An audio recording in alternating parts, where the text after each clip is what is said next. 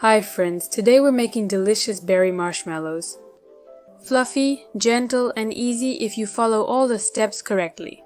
Such marshmallows can be put in a beautiful box tied with a beautiful ribbon and it will turn out to be a very beautiful gift. But before we start, a big request to like and leave a comment so the channel will develop faster. You can always find the detailed weight in the description. So we start with the preparation of the puree.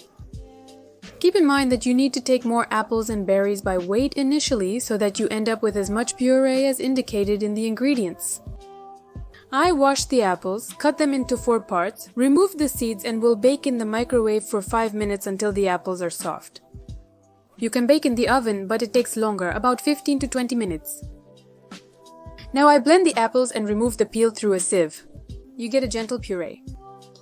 I had already prepared blackcurrant puree. I also baked it in the microwave, blended it and strained it through a sieve. Now you need to boil the puree. When I make marshmallows on albumin, it's dry protein, then I don't boil it. But when I make marshmallows on fresh protein, I prefer to get rid of excess moisture, so that the marshmallow in the end turned out fluffy and did not weep, and the grains from the filling were clear. That's the kind of puree I got. When the puree stands in the refrigerator, it will resemble jam in consistency.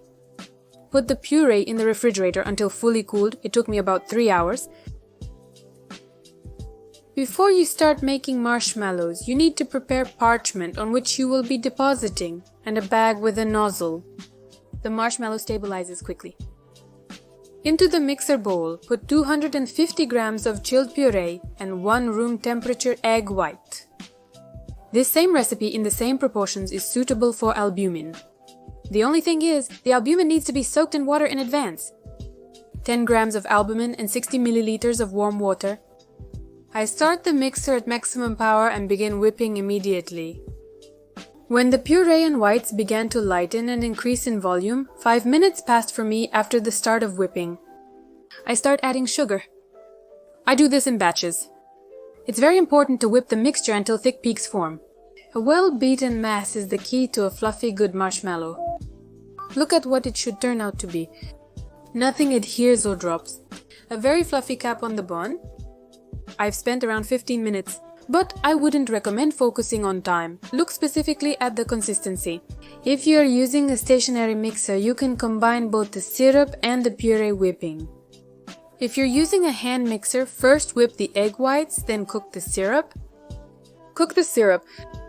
I mix water, sugar and agar-agar in a saucepan. And I put it on the fire. I cook it to the consistency of a thin thread while constantly stirring. In this recipe, agar-agar cannot be replaced with gelatin. I use agar with a strength of 900. When buying agar from a regular grocery store instead of a confectionery store, it's crucial to check the ingredients. The composition should only contain agar. I cooked the syrup based on time and consistency. After boiling, it took me 4 minutes. We check it with a thread. The liquid is flowing off the spoon in a thin, unbroken stream. That means the syrup is ready. I start whipping the mass and slowly pour the syrup into the mass along the side of the cup. If some of the syrup has stuck to the side of the saucepan, you don't need to scrape it into the cup. Bits of syrup will not dissolve in the marshmallow mass. After pouring, we whip for no more than a minute, quickly transfer to a bag and pipe out marshmallows onto parchment. If all the mass didn't fit into the bag, we gather it together and cover the cup with a cloth or cover it with a small plate. The mass will wait a couple of minutes, but it also shouldn't lie for too long. I use a size 1000 nozzle, it makes very beautiful curls. We cool the marshmallow and leave it for 10 to 12 hours. If there is high humidity in the house, it may need to be dried for longer.